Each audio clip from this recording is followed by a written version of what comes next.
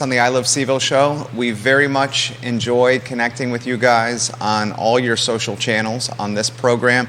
Mayor Lloyd Snook is, I'd say, T-minus 3 minutes away. Love this guy.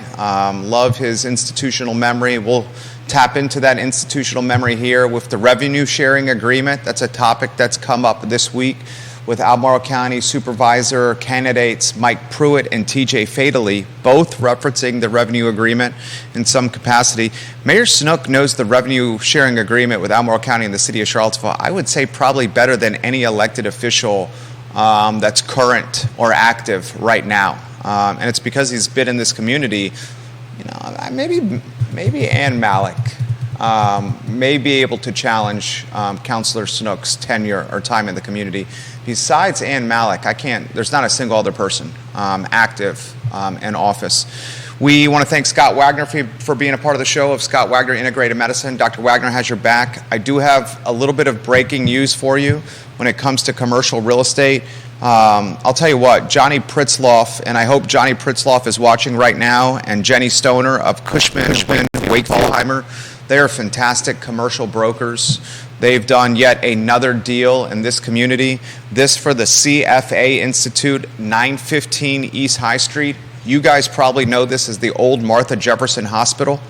915 East High Street sold for $21,900,000. The CFA Institute sold its stake in this building. It was the owner of the building to an LLC. I'll dig into who the principals, the owners of this LLC are, but right now I know it's Low High LLC. Low, L-O-H-I, LLC has purchased the old Martha Jefferson Hospital for $21,900,000. Here's the two very important tidbits besides the sale. CFA, if they sell a building in Charlottesville, you're like, oh my God, they have a lot of people that work here. What's going on here? The good news, CFA has agreed to lease back 47,000 square feet. So the CFA Institute is not going anywhere. That's great for the Charlottesville economy, the Albemarle economy, Central Virginia economy. Also good news here, the CFA Institute is committing long-term to this area to stay here. And last tidbit, Low High LLC will build a co-working space at the old Martha Jefferson Hospital, private executive office space and co-working. Executive office space is my game. I know it well. I think there's certainly tailwinds and momentum for that model, executive office space. So the nitty-gritty, the breaking news, you're first hearing here, CFA has sold its building, the old Martha Jefferson Hospital, for $21,900,000 to an LLC, L-O-H-I LLC, Low High. It kind of makes me nostalgic of some of the streets or areas you see in Manhattan. Soho is south of Houston. You see, what are some other ones? Nolita is north of Little Italy. NoHo, north of Houston. Tribeca, the triangle below Canal Street. So I think what this LLC is trying to do is build the brand Low High, the lower portion of High Street, Low High. I'll dig into that. And then two other tidbits, and then we get to Mayor Snook. Red Pump Kitchen is now for lease, and the restaurant equipment is for sale. The asking price for Red Pump Kitchen monthly is $8,600 a month. It's a good chunk of money. Now, it's a hell of a space in the downtown mall. It's an end cap. And the restaurant equipment is for sale. So that business is now closed. The lease is expired, and it's a primo spot on the downtown mall that's available. Red Pump Kitchen, $8,600 a month, asking. And Benny Deluca's Pizza is moving from Midtown on West Main. The scuttlebutt in my circles has it moving to the UVA corner. Judah Wickower, let's welcome a man we love and respect. I'll go ahead and say it. I will say, in the last 23 years, the most important elected official, you and Michael Payne, because of what you got, what the ship you had to steer in the right direction. I mean, it was headed to a jagged, rocky coast with sirens calling you to dangerous, precarious waters. And you said, we're going to be the lighthouse, and we're going to redirect the ship to safer, more calm waters. And now those waters, I would venture to say, and Sam Sanders used it as an announcement, are boring consistent and predictable waters. We're hoping. We love it. Good afternoon, Mayor Snook. Good afternoon. We love having you here. Sam Sanders, new city manager, your thoughts? Well, first of all, I'm absolutely delighted with where we wound up in this case. We had one goal, sort of primary goal, was stability.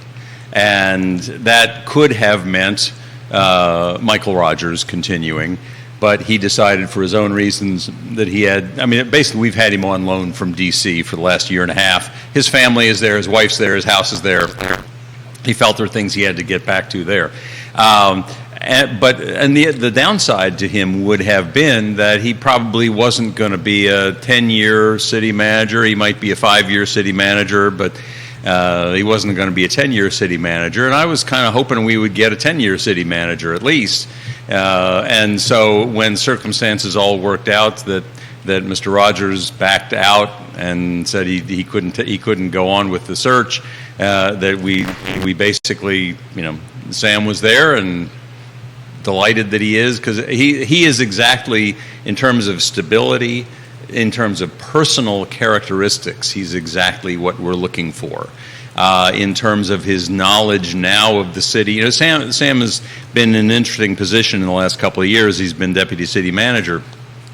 I often will ask him, okay, Sam, what about the history of such and such? And he'll say, I don't know, let me go look. And he would say, he would say, I've been playing like Indiana Jones. I've been doing an archaeological dig. I've been trying to find the documents behind why it is. How did we get to this point 20, 30 years ago? And in many cases, it would be something that I knew just from my own dim memory, but I didn't have the documents to prove it. I couldn't, but he's been able to find it. So the point is that he knows exactly what he's getting into in terms of the difficulty of having to modernize our record keeping and modernize our institutional libraries and things like that. And so for a whole lot of reasons, he's just a wonderful choice. So I agree. I'm applauding you guys. Michael Payne, I applaud. Mr. Pinkston, Mr. Wade, Ms. Puryear. I think Sina McGill gets some props here as well. You got Michael Kachis, who I think the world of. It's been 6-7 months, so we got to continue to be patient with him, but he's riding the ship. Yep. You guys have made government boring again, a bell we've been trying to ring on this show for a long time. No more front page New York Times, poetry, and I'll leave it at that. And you're behind the scenes, and we know what to expect. Michael Rogers, Sam Sanders, how close was Mr. Rogers to being the city manager here? And then the follow-up question is, do we truly think we could get a decade out of Mr. Sanders? If we get 10 years out of Mr. Sanders, that's nostalgic of, Cole Hendricks and Gary O'Connell. Right. Well, a couple things. First of all, we had not taken any formal votes or anything, but certainly Mr. Rogers was one of the finalists.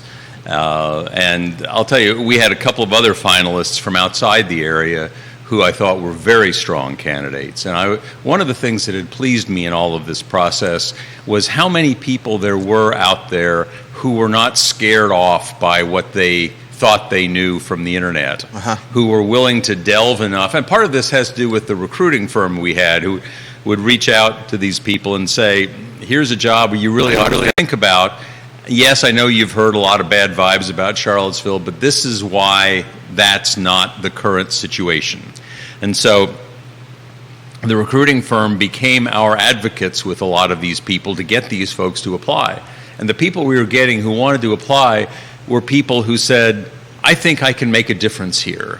I think I can do something that people will say 5 years, 10 years from now, that person, I made a difference. And that's a sort of a can-do spirit that I think most people in city governance have deep down inside. Sometimes it gets covered up or layered over with bureaucratic nonsense, but deep down inside, they are where they are because they want to make a difference. And we got those people willing to apply, and the fact that we wound up with an internal candidate should simply reflect how strong that internal candidate was. One of the one of our consulting people on this said that both of our deputy city managers, both Ashley Marshall and Sam Sanders, were superstars in the making, was their phrase. So we got one of our superstars. Hope we can hold on to the other one. But they're both excellent folks. 1,000% agree with you. And those deputy city managers, were thrown into the fire, which probably helped escalate their star power and make it more legitimate because they were in the proverbial fire. Well, they had challenging jobs, and we kept challenging them more. Right. And they kept coming through. So, how much do you think?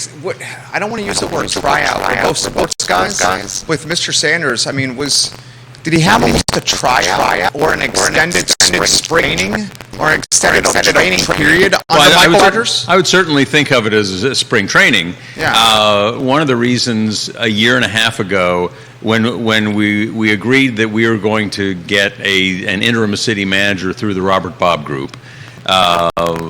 And one of the reasons for that, frankly, was we couldn't get somebody on our own who was willing to come. Remember, we thought we had somebody appointed, and then we voted for him, and before he could get here, he backed out. Mr.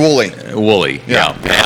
And so that left a really bad taste in everybody's mouth. And so we said, the Robert Bob Group, find us an interim city manager. And they found us 3 candidates. We interviewed the 3 of them. And we opted for Michael Rogers, partly because one of the things that he felt was very important for the job that he would be taking was that he would be a mentor to our deputy city managers.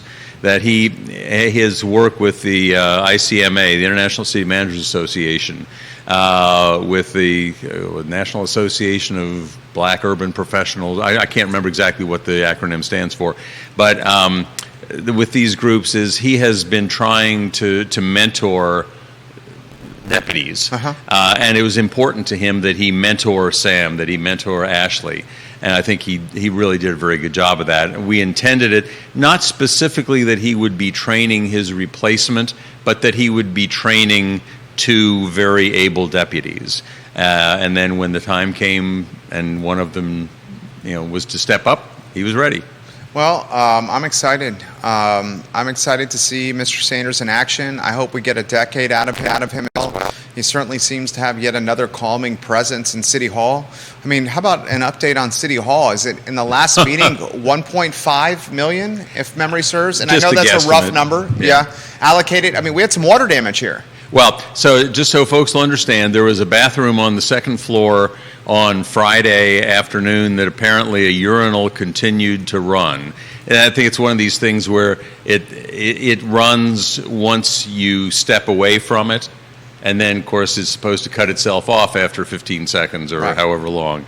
And apparently it kept running and running and running and running and running all weekend until people came back on Monday morning and said, "Good God."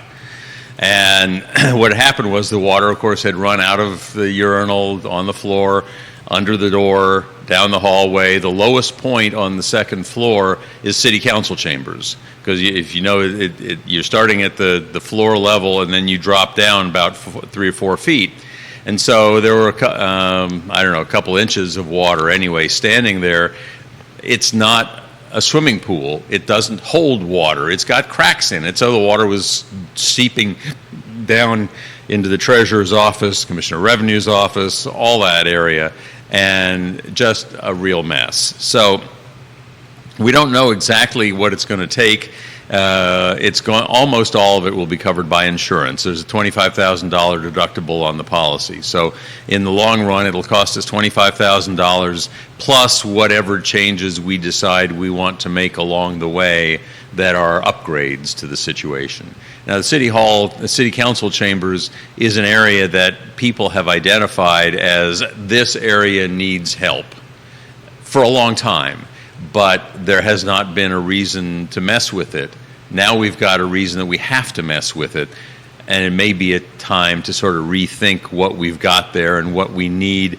Because one of the discussions we kept having during COVID era was how inadequate that space was for a whole lot of reasons, not just for COVID purposes, but for other purposes as well.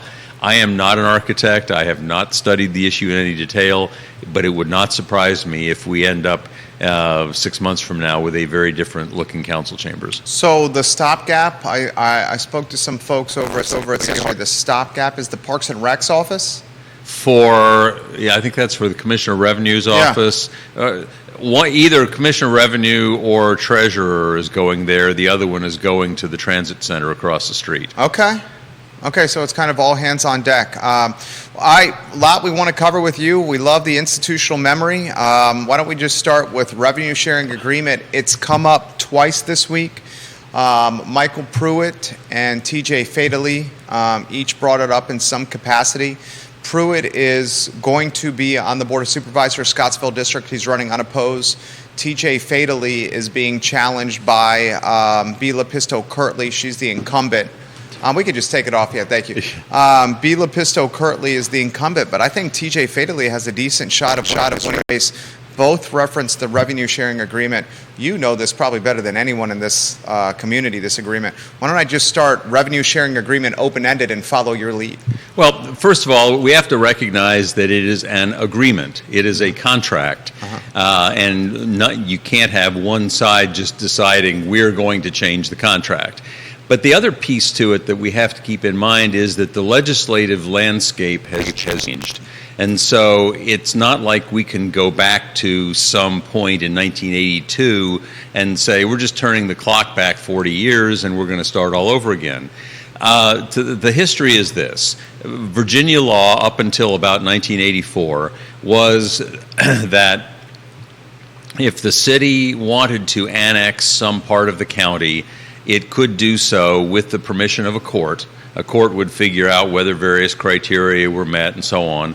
And there would be some measure of compensation for the county for the loss of tax base for the investment that the county would have put into streets and potentially even schools and things like that. And the idea was that there would be compensation to the county for those improvements. That is something that would always be a matter of negotiation, and ultimately, if it had to, the court could make a decision how much money would be required. The procedure was that the city would file a petition in the court to annex certain part of the county. My recollection is that in 1981 or 82, the city had filed a petition that could conceivably have put everything inside the Rio to hydraulic semicircle as possible annex targets. Wow, so that's massive revenue. Yeah, but in fact, what was most likely was the area that is now Stonefield and much closer in. So It probably would not have gone out as far as that, simply because the compensation would have been too much. And so the folks who have looked at this issue and studied how much tax revenue the county has gotten from those properties that it did not lose and have concluded that the county has actually prospered by keeping those properties even after the revenue sharing payment is made. So if the revenue sharing payment is $15 million, give or take this year, let's say the tax revenues from those areas might be 16 or 18 or $20 million. And Neil Williamson has done a very detailed estimate year over year and concluded that in fact the county has benefited from the revenue sharing agreement. The personal side of this for me was in 1981, I was applying to be on the Planning Commission, and I was interviewed by John Conover, who was on City Council at that point, and he asked me, why do you want to be on the Planning Commission? I said, one of the reasons I want to be on the Planning Commission is because I expect we're going to be doing some more annexation, and I want to be a part of the planning for the area that would be annexed. And John gave me sort of a half smile and said, well, supposing we didn't annex, what then?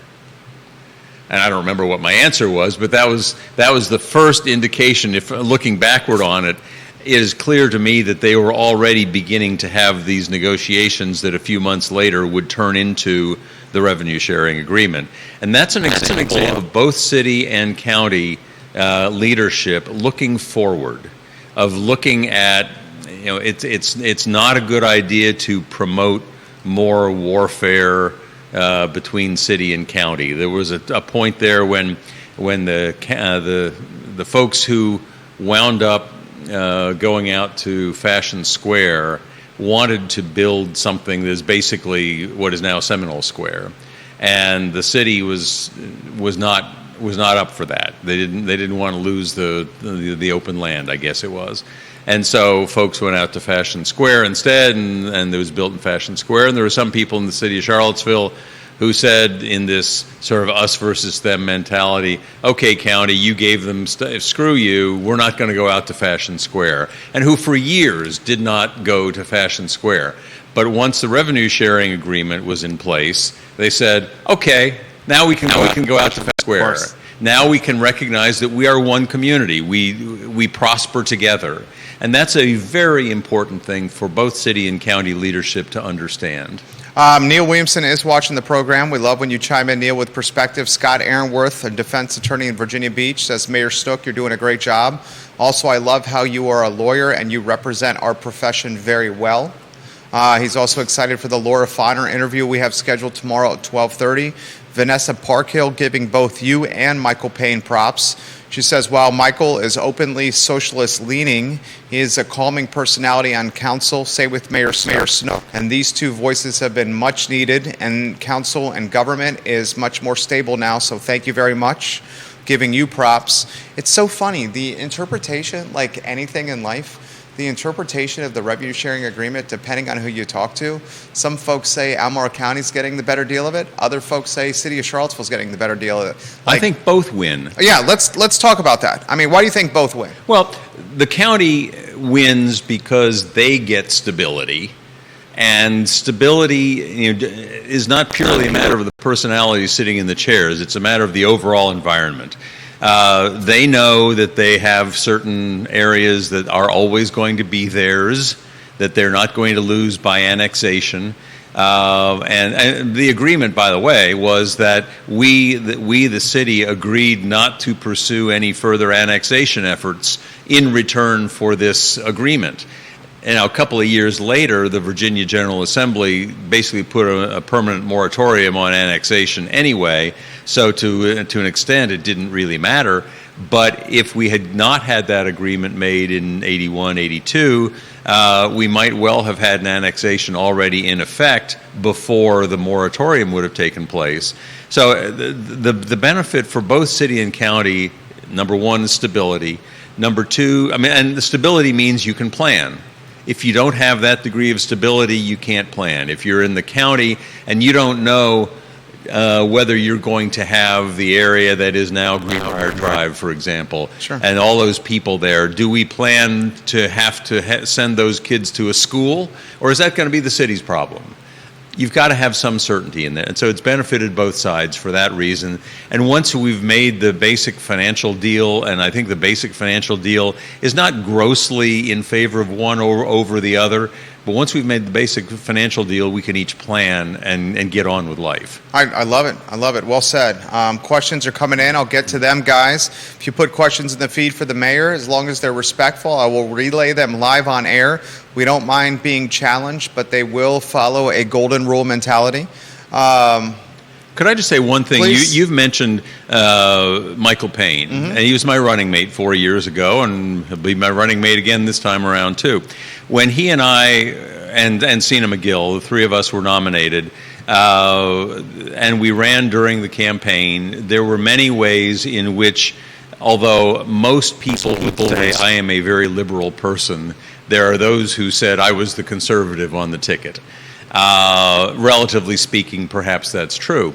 But one of the things that I found during the course of the campaign, first of all, Michael is a very smart guy. Oh, yeah. And second, he listens. Yeah. And during the course of the campaign, I listened to him and he listened to me, and we both kind of came together a little bit. We kind of moderated each other in many ways. And I came to have a great deal of respect for his willingness to rethink and willingness to change his mind. And when the first time he said something that I'd been saying earlier, that governance is all about trade-offs.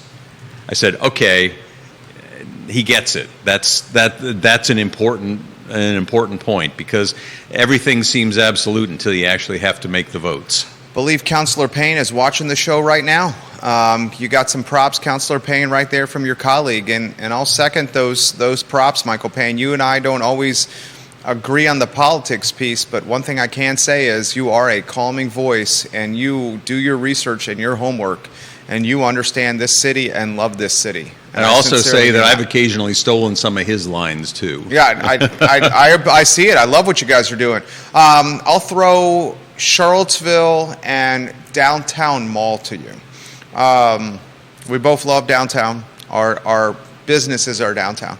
I just highlighted that Red Pump Kitchen now officially for rent. Eddie K of Four Corners Real Estate has the listing. 8,600 square feet a month, or $8,600 a month for Red Pump Kitchen rent, and the equipment's for sale. I have too much respect for you to throw anything from the Hunter Smith debacle to you. But that's open a number of restaurants: Passiflora, Brasserie Cezanne, Superset. We're also hearing a couple of other restaurants may be shutting doors here pretty darn soon as line of credit and COVID relief money payments start up again. Maybe a State of the Union downtown. I'm getting a smidge nervous with some of the vacancies and a little bit less foot traffic than I've seen in years past. Your thoughts on any of this stuff? Well, we know, of course, that the downtown mall is the center, not only physically but emotionally. It's the heartbeat. For the heartbeat for the city. When the downtown mall was first constructed 50 years ago, it was out of a recognition that the old Leggett's and Miller and Road stores were simply not a commercially viable model for a downtown any longer, and so we went, along with a whole bunch of other places all around the country, to this idea of a pedestrian mall. Right now, there are very few pedestrian malls dating back to that time that are still pedestrian malls. One of the reasons is because it takes a lot to maintain it physically, in terms of the emotional commitment of the city to say, yes, this remains important. So what do we need to do? First of all, of course, things were not perfect before COVID, but they were pretty good before COVID. They were humming. They were humming, and one of the main things for Charlottesville and the main thing for downtown has been the tourist trade, the hospitality industry, and restaurants are an important piece of that. Well, COVID knocked all of that to heck. And I don't know whether the problems that these places are having are still hangovers from the COVID era, but the economics of the entire industry has changed very dramatically. How much you pay your servers, for example, is hugely different. What your overall cost structure is. I mean, most of the restaurants on the mall probably raise prices by 30 to 40 to 50%. For essentially the same dishes, and those of us who love the downtown have sort of said, okay, fine, we'll pay it, but grumble. Right. But that's not unique to downtown. That's every place. The entire hospitality industry has changed as we've finally started to pay some of the lower level people adequately. So the economics are different, the break-even points are different, and for the landlords, I mean, they've got all kinds of problems too. If they're working on credit and their line of credit has been refinanced at 3% higher, now they've got to look for more rents. What the heck do they do? So what we thought was a comfortable situation 4 years ago is now very much thrown up in the air. That's a perfect read. That's exactly what's happening. How that's going to settle out over the next couple of years, I don't know. But I'm thinking that what's going to happen is that, and this, we sometimes have talked about the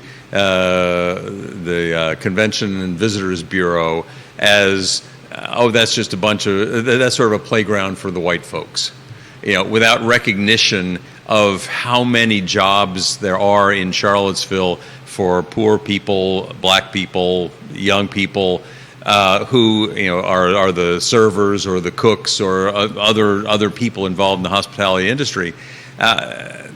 So when that industry is in bad shape, it's not the white folks who suffer. It's not the rich folks who suffer. It's the poor people who suffer. It's the blacks and the people who are really the low level employees there. So we need to keep very firmly in mind the advice of Senator Paul Tsongas from Massachusetts, who said you cannot be pro jobs and anti business. And this is a situation where we need to figure out what the downtown needs and be willing to spend some money from the city perhaps to get it what it needs and to be able to solve whatever those problems might be. Right now there is a committee that James Freeze, the NDS director, is chairing along with Sam Sanders. Neighborhood Development Services. Yeah, looking at the downtown mall, looking at it partly from a physical standpoint of what do we need to do to the downtown mall to give it a 50-year anniversary makeover. What is it going forward? But ultimately, I think there's some things that we're going to have to do before then that are not physical, and we need to figure out what the issues are that are keeping people from wanting to come downtown. Well, this is something that came up with Chief Kotchis, and I want to throw this to you here. And Chief Kotchis was extremely transparent. One of the things I like about you is you're very transparent in these interviews, which you're honestly an interviewer's dream here. Because I can throw you an open-ended question, and I get a really good, robust answer from you. He's an attorney. Chief Kotchis highlighted the panhandling. He didn't say the word problem, but he highlighted that he gets a lot of calls for panhandlers. Chief Kotchis also highlighted that panhandling is a form of free speech that's protected, but then he also highlighted that there's a fine line between panhandling and aggressive panhandling that falls harassment, right, where then the police can get involved. And he said currently, right now, the police department, which is very much low on bodies, and also it's kind of throttled with the free speech nature of panhandling, can do very little. He did say this, and I'm not sure if he was being strategic or not, or if it just came up in conversation. He did say, now if council wants to roll out a policy or new legislation that prevents panhandling on the downtown mall, then this would even go for the Salvation Army and the red kettlebell ringing the bells at Christmas. We can't cherry pick who the panhandlers are. He made that point. Right. But he said if council wants to have this policy, no panhandling, then the police would have a lot more leverage of what they can do to clean up the downtown, so to speak. Because right now, and I mentioned this to Chief Kotchis, my wife and her friends, they're in mid-upper 30s, disposable income. Girls' night, they won't come downtown after dark. They're nervous about coming downtown after dark, and it's others in that boat. So it's a two-part question. Panhandling, where you want to go, and maybe this idea of a policy saying no panhandling on the downtown mall. Your thoughts on that as well? Well, first of all, I think Chief Kotchis is absolutely right as the issue of the First Amendment analysis, that what we cannot do is to discriminate either on the basis of who the speaker is or on the basis of the content of the speech. So, for example, if you wanted to say, well, we'll allow the folks to be out there ringing the bells for the Salvation Army, but we won't allow sitting there with a sign saying, I'm homeless, please help, that's a distinction we can't make. Now, what we can do, and this is basically the distinction that I think the police department is using, and that I think, frankly, the people who are doing the panhandling understand, is that if they approach somebody to say, can you give me $10 or can you give me what, that's a more aggressive form of speech, so to speak. And if we want to say we will authorize anybody to sit there with a sign, but we're not going to allow them to approach somebody. I mean, that's an action-based distinction. It's not a speech-based distinction, and that may well be sustainable. One of the problems we had, probably, 10 years or so ago, there was a case where Jeff Fogel was representing somebody and I don't remember the details of it, but basically he got a judgment from the federal court in Charlottesville that said that the particular regulatory scheme that Charlottesville was trying to use was unconstitutional, and that we could not draw the distinction. I think the idea was you couldn't be panhandling within 50 feet of the crossover, either of the two crossovers or something like that. The crossing, so 4th Street and 2nd Street? Yeah. Okay. And that was a distinction that did not hold up, and I don't know the parameters of it exactly, but that's the sort of thing we'd have to look at. I think that what we really would like to do, and it's going to be a multi-year answer here, what we would like to do is to find a place where the people who are presently unhoused, and many of them sleeping in nooks and crannies around the downtown mall. Because you've seen it, right? I have. Yeah, me too. In fact, when the Haven, their annual count, I went around with one of the groups that was doing the counting on the downtown mall and saw the nooks and crannies where they were finding a warm and somewhat sheltered place to sleep. My point is that if we want to, we can't make it illegal to sleep. We can't make, unless, and here's the unless, there's a recent court case on this, if there is a place where we can tell them, you can't sleep here, but you can go sleep there, and they won't go, then the police can do something. And the police can gradually, I don't want to say we're going to arrest them and have them sleep out on Avon Street. At some point, they will get the message that, no, you really can't sleep there on the downtown mall, but we've given you a place over here where there's room and you can sleep there. As that one court said, we can never get to the position where we've made it illegal to live. And as long as we are able to say, you can do exactly the thing, but over there, please, and not here, that is a permissible police action to take.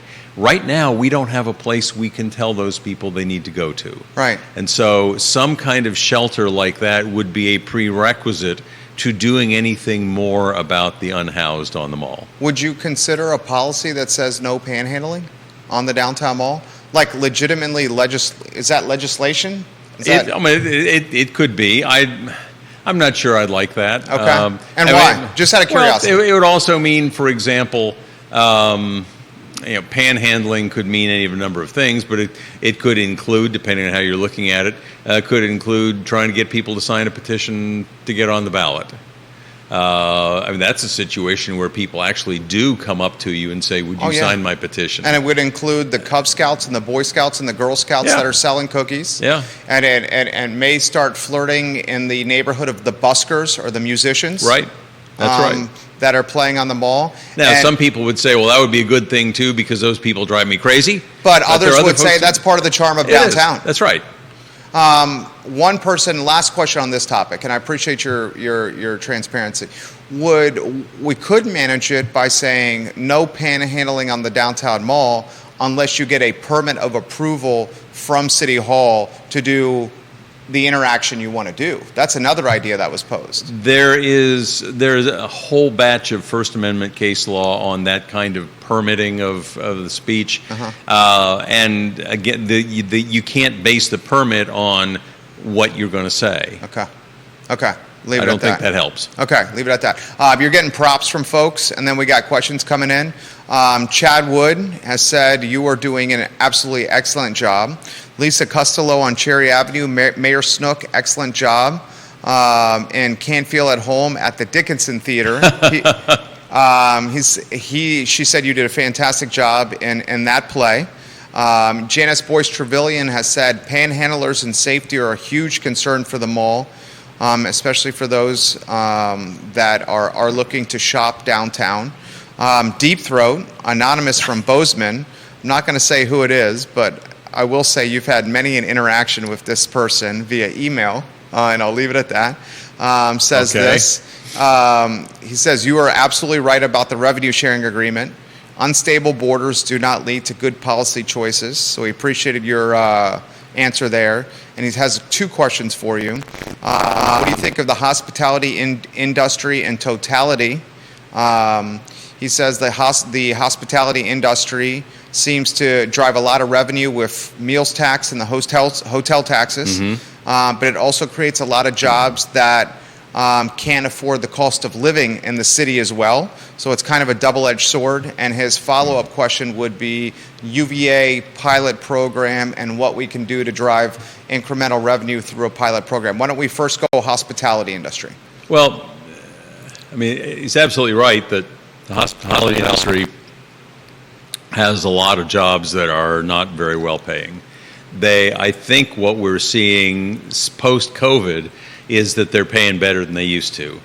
I haven't done a detailed study of it. I don't know for sure, but just judging by when I talk to restaurateurs and they tell me I'm having to pay my staff a whole lot more than I used to have to, that's definitely a factor. I don't have a particular feeling about the hospitality industry. It is what it is. I've gotten used to the idea that I'm going to pay an extra $5 more than I would have 5 years ago to get lunch on the mall. That might be light, the $5. Well, $5 more. I always go for a pretty cheap sandwich. Okay, so even understood. a pretty cheap sandwich is now, instead of being $8, is now going to be $13 with tax and tip and so on. For sure.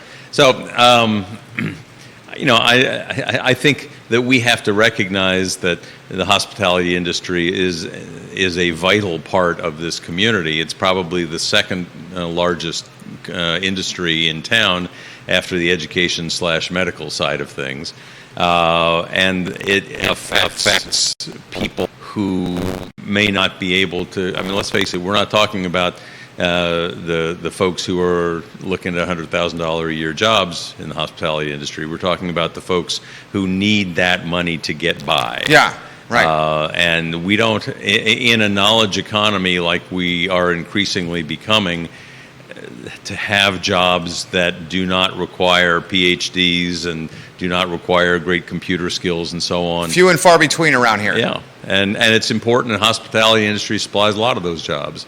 The second question was about... the second question was on UVA, the tax rolls, and the pilot program. Unfortunately, we have no authority under Virginia law to impose a pilot program. We need to be able to have, I think, a more robust discussion with the university about what they are doing to our tax base. If you look particularly at the area that is bordered by Emmett Street and Ivy Road and the railroad tracks. That area there is now gone entirely to the university. It is no longer even with the real estate foundation. When it was with the real estate foundation, they at least paid us property taxes. Right. But now it's gone over, it's been converted to the University of Virginia ownership. Which we got data science school. Data science school. They're going to have a hotel there. They say we'll agree to give us hotel taxes. Okay. And conference center. A conference center, and I don't know what all else. Yeah, I mean, we've dubbed it on this show or branded it on this show as Academic Village 2.0. They clearly are trying to go that way. Boar's Head, their trophy property, and I'm over there almost every day, you see a sidewalk literally being built on Ivy Road connecting Boar's Head, their trophy property, with grounds proper.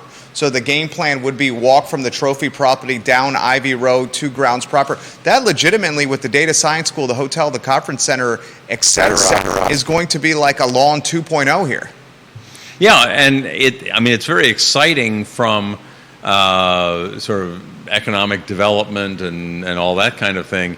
It's very concerning to the city because what happens is once those properties get taken off the tax rolls, we don't get tax money for them, but we do have crimes that are committed there that are serviced by our courts and by our police.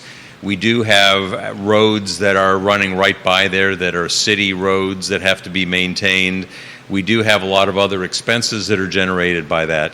And the tax revenue that's coming off the books, let's cut to the chase, that tax revenue, that exposure or the lack of revenue is going to be picked up by average Joes and average Sallys like us. Yep. Business, property taxes, rooftop real estate taxes. It has been estimated that if you take all of the properties that are located in the city of Charlottesville and look at their present assessed values and the taxes that should be coming from that, it's about $15 million a year. From UVA? From UVA. Okay, so we're talking then nearly 10%. We're talking like 7% of the budget. What is it, just over 200 million?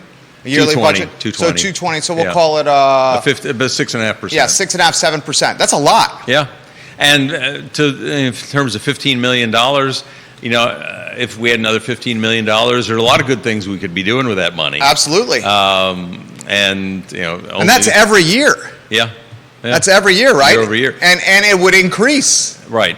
Now, even if you only look at what was the value of the property when the university bought it, when it transferred into the university, I made a list of roughly 40 properties like this.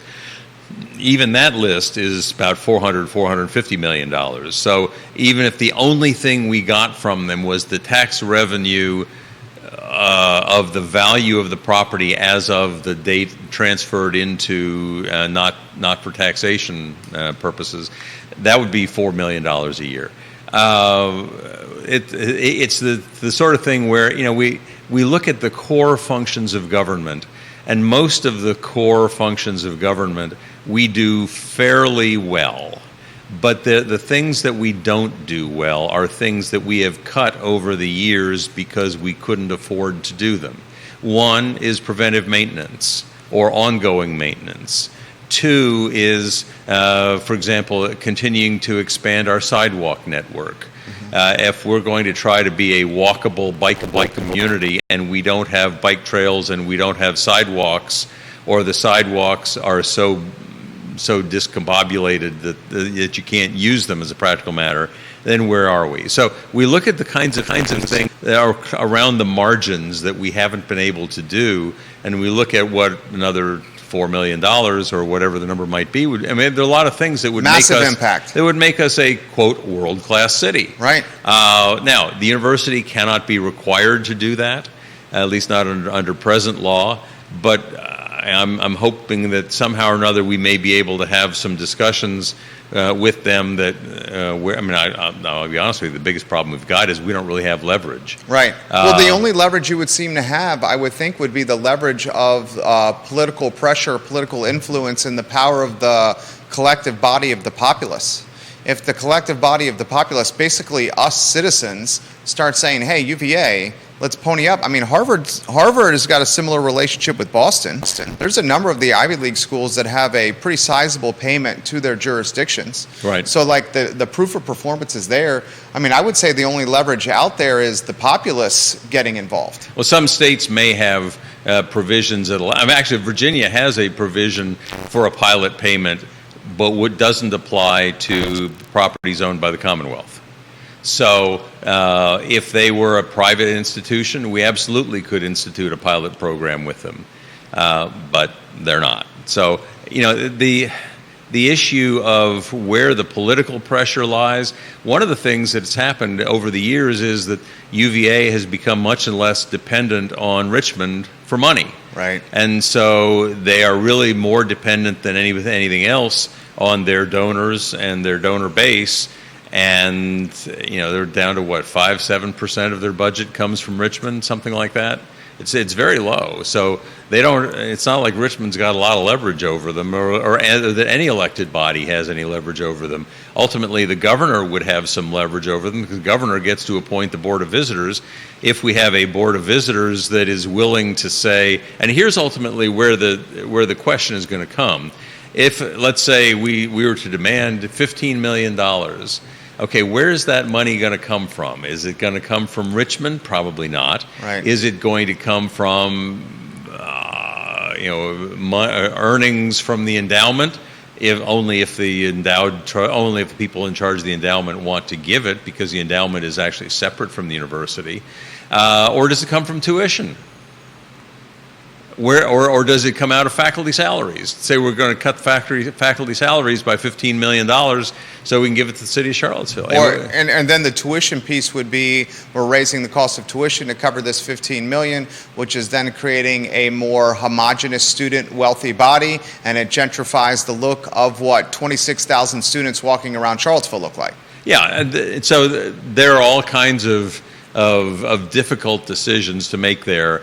And while I wish that we had the power to at least make the one decision less complicated, we don't have that power. We're not likely to get that power. I don't know how we get leverage to try to make something more happen. I respect that answer. And also another thing to consider, if Charlottesville leads the charge here, I would imagine a county like Albemarle would be like, give us our money too. And Harrisonburg. Rockingham, Wise, So it would just set this precedent that you see why the university is hesitant to go down the road. Some stats from you from Deep Throat. Harvard pays $10 million to Boston voluntarily. The foundation now owns over $2.1 billion with a B of assessed value real estate. That's the foundation. That's the UVA Real Estate Foundation? Yeah, UVA Real Estate Foundation. And the gentleman that's providing this information works in high-level finance, so he makes his living on data. I haven't seen any of his data be wrong yet. He also says this is a great stat for both of us. 80% of UVA families, the household income is greater than $110,000. And then he says Charlottesville non-student families, so families not tied to the university, only 40% of those households have income above 110K. Well, that's a great stat right there. You're getting props from Heather Lamont Walker, who I believe is Johnson Village's finest, if memory serves correctly there, Ms. Walker. Formerly a teacher of one of my kids. That's right. One of your former classmates, Bill McChesney, is watching the program. John Blair, who we both have tremendous respect for, says Mayor Snook is doing a great job right now. Thank you, John, for watching in Stanton. A lot of comments coming in. Let's get to High Street. This is a topic everyone's sending questions to me on High Street. So we got a new brewery since we last talked. Hogwaller Brewing Company opening there in the old Pie Chest location. We broke the news today, which I hope is going to be in legacy media, that an LLC has bought the CFA building, the old Martha Jefferson Hospital, for $21.9 million. They're going to do a lease back on that building with CFA, so CFA is going to stay here. And Mayor Snook, they're going to build a co-working space, which I think is super cool. So we're starting to see High Street maybe percolate or search for improvement. I've called High Street the most underperforming corridor in the city of Charlottesville. Maybe Cherry Avenue gives it a run, but the Woodard family's trying to improve Cherry Avenue. We got is it the white elephant? What's the phrase? The canary? I don't know. Whatever the phrase is the Wendellwood, Bo Carrington, Rivanna River, floodplain, 200 and some apartments. Anything you can offer on that? Well, the issue that is hanging things up right now is access. Vehicular access, also to a certain extent, I suppose, utility access. And the most recent, as I understand it, and this has not come to City Council yet, it's still in the Planning Commission phase of things and site plan review and so on. They're now on, I think, the third full draft of a site plan trying to figure out a legal way for them to get access to this property. The original proposal would have had them making their primary access by going across a property that is zoned R1 at this point. And Virginia law is clear that you would have to have that property also zoned R3 or B1 or something else in order to, that basically the entire property, including its access, has to be zoned the way it would need to be for the whole property to work. So that one didn't work. And then there was a second proposal where they said, well, okay, if you're not going to let us do this, then how about this?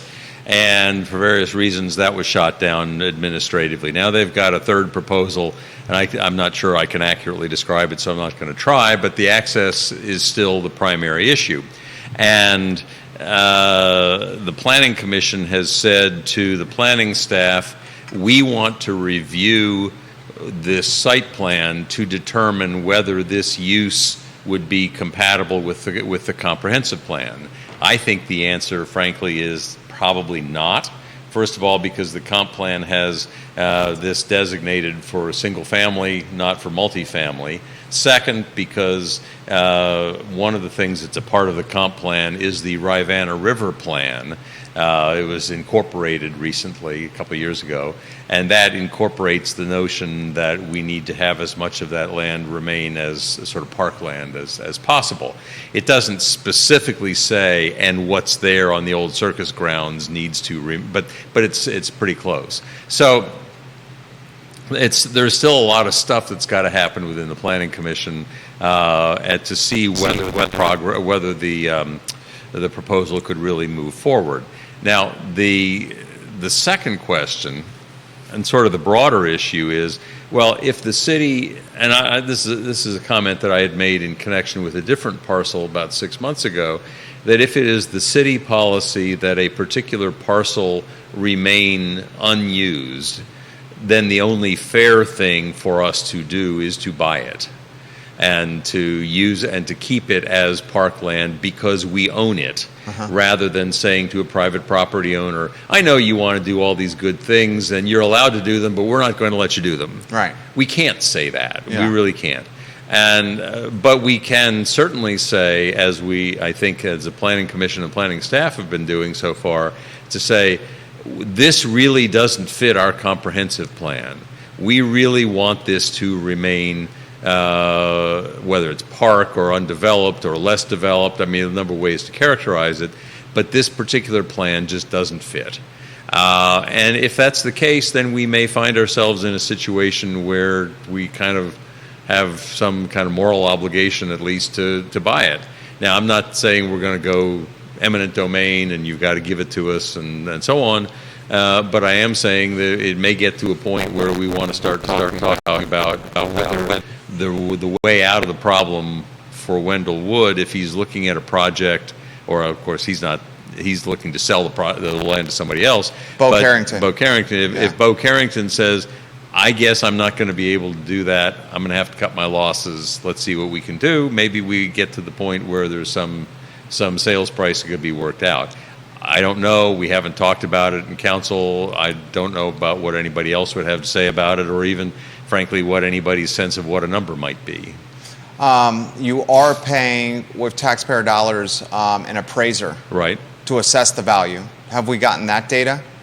An appraisal has been given to us, yes. Are you able to share at all the price? No. Okay.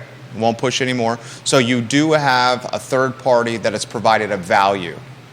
Right. And one of the questions, I will tell you that there is a question under Virginia law as to how this is to be valued. Okay. Is it to be valued as the real estate under which 240 apartments would be built? I would think that would be the value. Or would it be under current zoning and current comp plan use? And that's really the issue, comp plan. Under the current comp plan, where it's to be single family, would you zone it? Would you value it as 20 acres of single family? Well, devil's advocate, sake of a talk show here, how Ludwig Kutner and Alan Jean had X Park valued, which they're paying taxes on, would be not as if an art park stood there that was run in a charitable capacity. Ludwig Kutner and Alan Jean had their holdings of X Park, which I think is the most valuable undeveloped real estate in the city of Charlottesville right now. They had that valued based on housing potential and apartment potential. So in that scenario, I would think the dirt on High Street should be valued on housing and density potential. This is a big topic. I'm getting emails often from, I would imagine you're getting more than I am if I'm getting them this often, from Becca Jones Riley, who's leading the... I've gotten a number from her, yeah, yes. Okay, so you're getting more than I me. recognize the name. There you go, I'll leave it at that. She's sending me many emails as well. She's leading the charge of trying to get the city to buy the land and keep it as a park. But I want to unpack this. If the city chooses to buy this dirt from the woods to keep a 245-unit apartment complex from happening in the floodplain, why wouldn't the city use the same logic to buy the Dewberry Hotel on the downtown mall from John Dewberry? And then the follow-up question to that would be, the city, if it buys this dirt from Wendell Wood on High Street, is in a lot of ways taking land off the tax rolls, much like UVA is doing, which is then putting more tax pressure on you and me, average Sally and average Joes, to fund the budget through rooftops and businesses and personal property. So the first part would be, if the city chooses to buy this on High Street, wouldn't that logic also suggest buy the Dewberry the same way? Well, okay. Step number one with that is, Okay. if we bought the Dewberry, we will now have bought about a $30 million additional cost before anything useful can be done You're saying the construction project. to build it out. Okay. Let's assume for the moment that the steel and the concrete are still in good shape after 15 years of being exposed to the elements. You and I both know that's not the case. I don't know for a fact. Okay. I suspect that it's not. Okay. So if we wanted to buy it, and more importantly, if Mr. Dewberry wanted to sell it to us, what would we actually do with that? Recognizing, let's say we've got it now assessed at about $10 million, give or take. So that's, roughly $100,000 a year in tax revenue. As long as Mr. Dewberry wants to keep paying us $100,000 plus inflation, it's not much we can do about him. But if we were to buy it, and then we say, okay, it's going to cost us, and I've seen estimates of up to $30 million to build it out to being something that's worth having.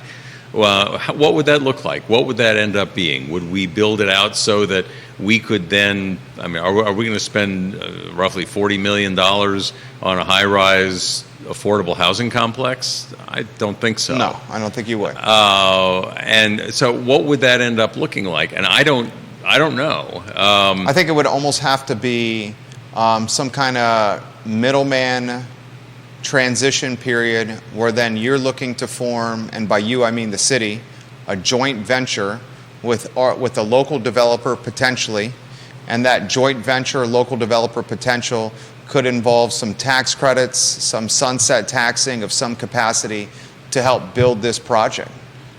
Because right now the out-of-market developer has no skin in the game locally, and as you're saying, you can't eminent domain them or blight it because I don't think it falls under that, and the guy's paying his taxes on time. Right. So you guys have no leverage there.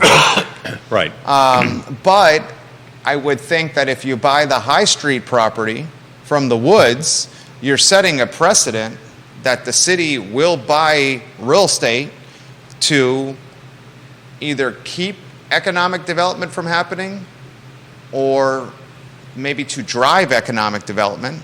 I don't know how folks would see a park. Some folks may call a park on High Street on the banks of Ravenna River economic development. Well, I can imagine a use for that entire property that would include some economic development, would include some parkland, and would include, really, the most important piece of it that I would see is that now we're turning the Ravenna River into an asset, rather than something that gets hidden away behind the trees. For sure. And so there's a proposal. There's a report that was done back in about 2000, 2002, something like that. It's called the Tortigallis Report. And it has a couple of pages on East High Street, and what they envision in the few sketches that they provided there was that in the area perhaps right next to Cosner's and in that sort of the northern end of that parcel, there might be some commercial development and maybe a restaurant overlooking the river or something like that. But that what would be beyond that might be more nearly park. There are plenty of ways to look at what the Tortigallis report says, but the point is that they're looking at sort of mixed use.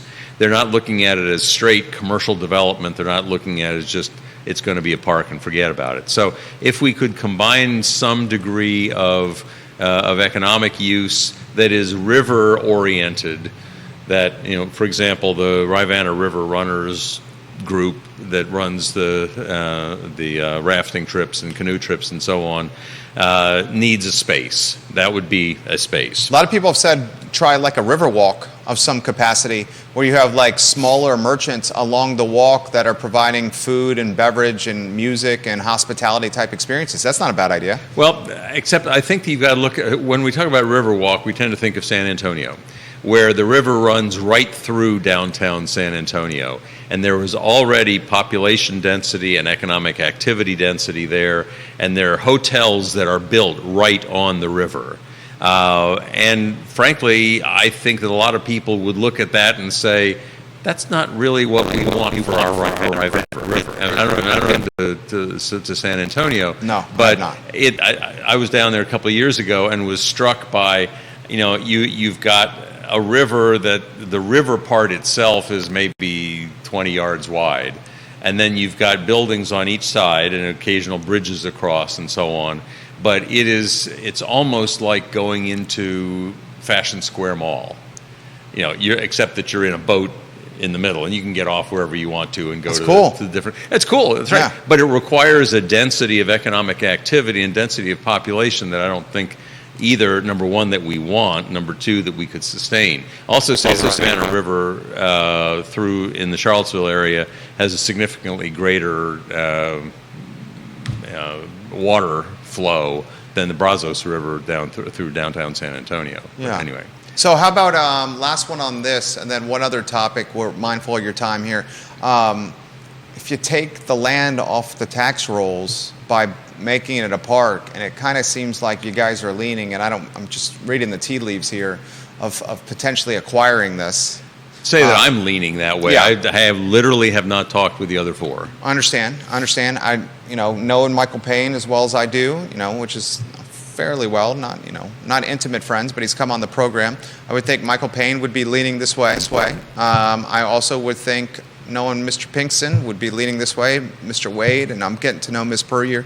Doesn't that just take it off the tax rolls and further the tax pressure on folks like us? Well, I think it's presently assessed at roughly only about $1 million. So that's $10,000 a year in taxes. Now, that's not nothing, but it's not huge. Well, I guess if what I meant is if it was 250 apartments and it had real estate and apartment towers on there, then it's assessed at a different price point, and it would drive tax revenue, incremental tax revenue, at a much greater clip. Absolutely. I've been quite vocal in many ways in saying that we can't. One of the reasons why I've gotten into a little bit of an argument with some of my more liberal friends is that I've said we can't just decide we're going to take all vacant land and put it to housing or even to affordable housing, because we've got to make sure that we keep a good mix of tax revenue sources. Right now, real estate property taxes are roughly 44% of our budget. For most jurisdictions around us, most rural jurisdictions, that's more like 80%. Fluvanna's over 90. Yeah. And so whenever they've got some major expenditure they've got to get the money for, build a new school or something, the only way to do that is to raise residential or to raise real estate taxes. And of course, in a place like Fluvanna, a lot of that is residential or farmland. It's not industrial. So what I'm getting at is this: we have a very diversified revenue stream for our economy. That's a very positive thing. But if we end up concentrating so heavily on residential real estate that we do not allow for commercial, we don't end up with more meals taxes, more lodging taxes, more sales taxes, more B-poll taxes, etc. And I want to be real clear that we can't go in that direction. So I appreciate that. It's a perfect segue into the next topic, and it's the last one. We'll spend a few minutes here because we could have spent the entire show on it. Upzoning, rezoning. I'm torn on this one, Mayor Snook, and why I'm torn on this one is because of the following reasons. I think upzoning in the city of Charlottesville will undoubtedly drive value for the Macklin building, where you and I are both owners in. Upzoning for the city of Charlottesville, I think, will drive tremendous value for HOA neighborhoods in the city and in the urban ring. I live in an HOA neighborhood in the urban ring. Why I'm torn on this is because of the infrastructure concerns I have with potentially more density. And primarily why I'm torn on this is because I don't think upzoning is going to breed affordability. I think it's just going to breed opportunistic developers and investors that then expect more ROI for their purchase. So it seems to me, from reading the teas, and I'm a political junkie, you watching your body language, listening to the meetings, that you've cooled a little bit on it.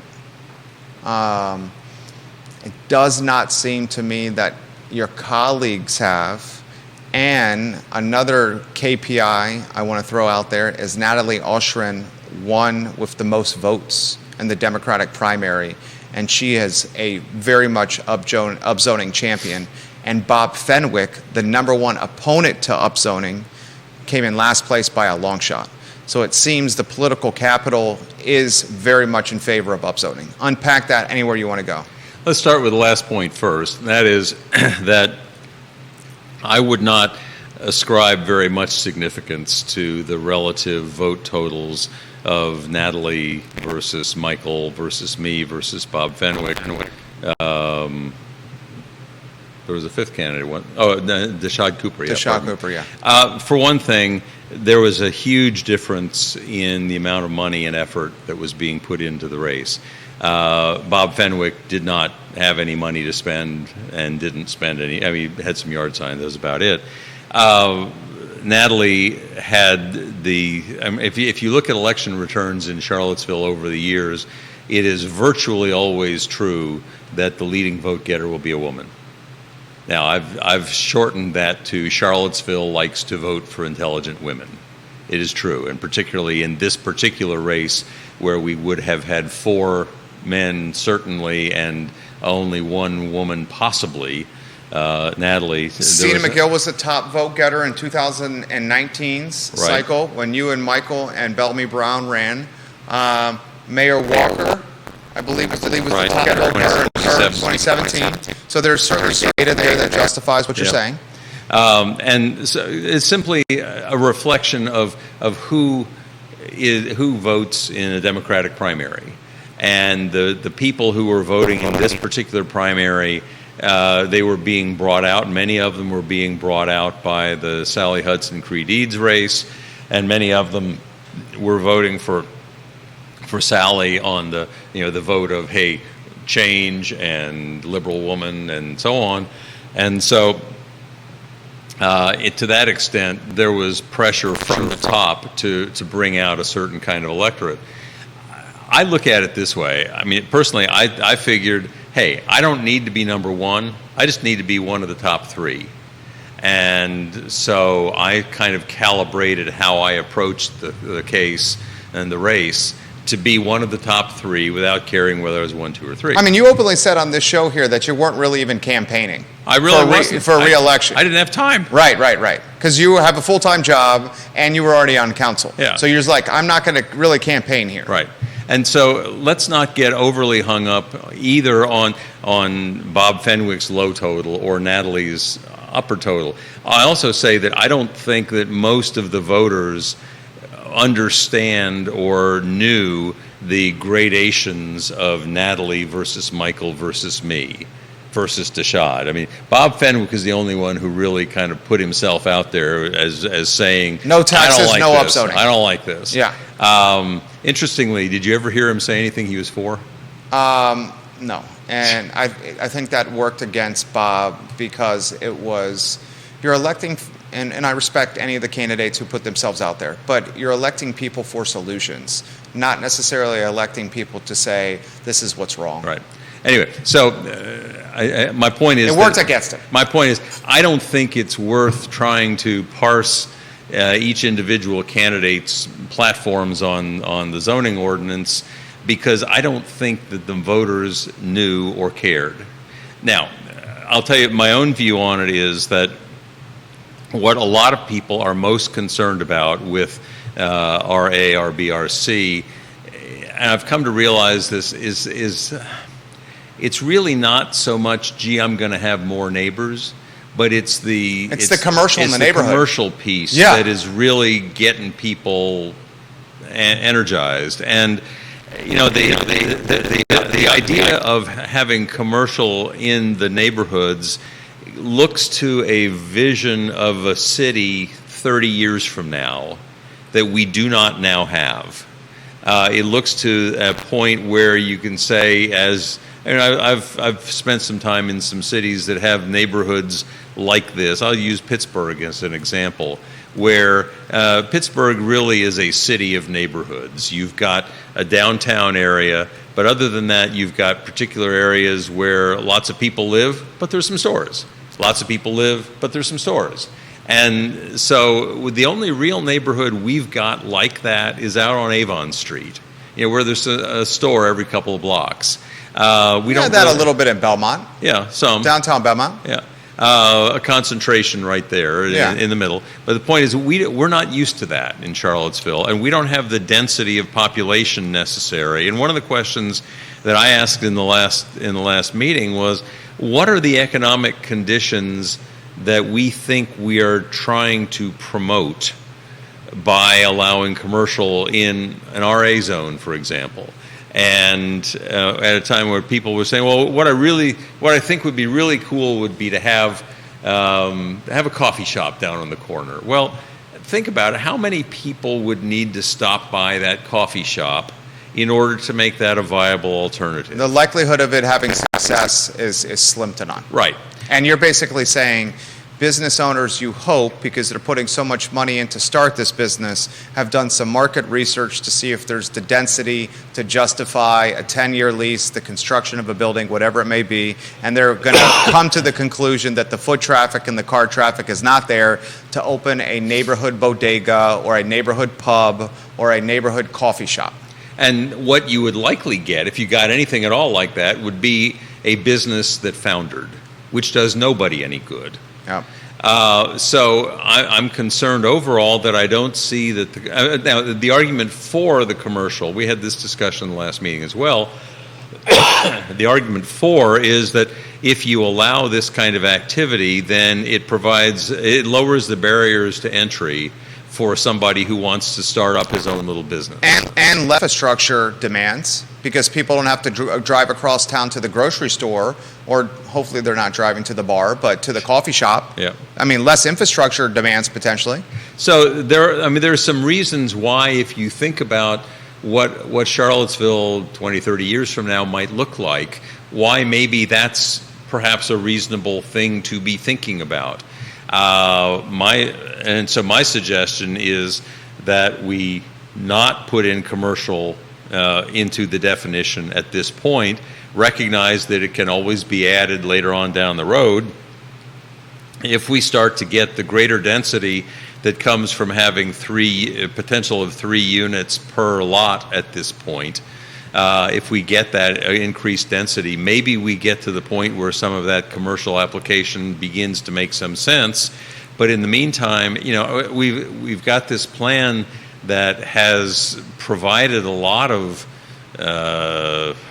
things that draw a lot of attention that aren't ever going to get built. And I would really rather focus on what's likely to get built in the next 10 or 15, 20 years, rather than somebody's sense of, hey, 30 years from now, maybe we could be like this. Fair. Close with this comment from Supervisor Chris Fairchild of Fluvanna County. He says, in the state of Virginia, recent studies show that for every dollar in residential real estate taxes realized, $1.18 is the cost of community service burden. I suspect that turning that property into apartments will not bring as much revenue as costs, and will ultimately cost the citizens notably more than the loss of the $100,000 it brings in today. So I appreciate that from Chris Fairchild. Chris Fairchild is a supervisor in Fluvanna County, and he's run on a very transparent platform, much like Mayor Snook's platform. And, well, much like Mayor Snook's platform, I meant by transparency. The platforms are very, very different. Fairchild's platform is no housing at all in Fluvanna. That is not your platform. No, and in fact, that is a discussion that Charlottesville and Albemarle had very vigorously about 30 years ago. There was a group that was really looking to try to limit the population growth in Albemarle County. My argument on it is people are going to come, and there's a limit to what we can do if we want, unless we're willing to accept the idea that housing prices will climb through the roof because there's no supply and lots of demand. The final comment, one more from a heavy hitter. This one's from Lonnie Murray, and then we'll close the show.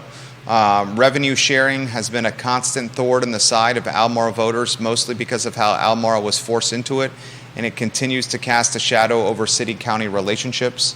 It was created before Albemarle had a growth in rural area and inadvertently penalizes Albemarle for rural conservation and incentivizes sprawl. Why not offer to renegotiate the deal to jointly fund mutually beneficial infrastructure provided it was revenue neutral? You don't have to answer that now because we're up against the time, but I wanted Mr. Murray's comment to be heard. Mayor Snook, you are great. We appreciate your time. I enjoy the long format with you, and thank you kindly for joining us. Happy to be here. Pleasure. Thank you. Our pleasure. Judah Wickhauer, props to you. That's the I Love CVille show. Tomorrow's going to be a doozy. Laura Fonner, the chef of Siren, found out yesterday that she cannot operate Siren anymore in the old Shabine location at Vinegar Hill. So we'll hear her story of what happened, and then I want to try to do a live telethon early next week where maybe we do like a digital bake sale, and the digital bake sale will help drive revenue for her next venture, which we hope she will own 100% of. But that story is going to be tomorrow. You guys have a good afternoon. Take care. Mayor Snook, thank you. Thank you. Very much appreciated.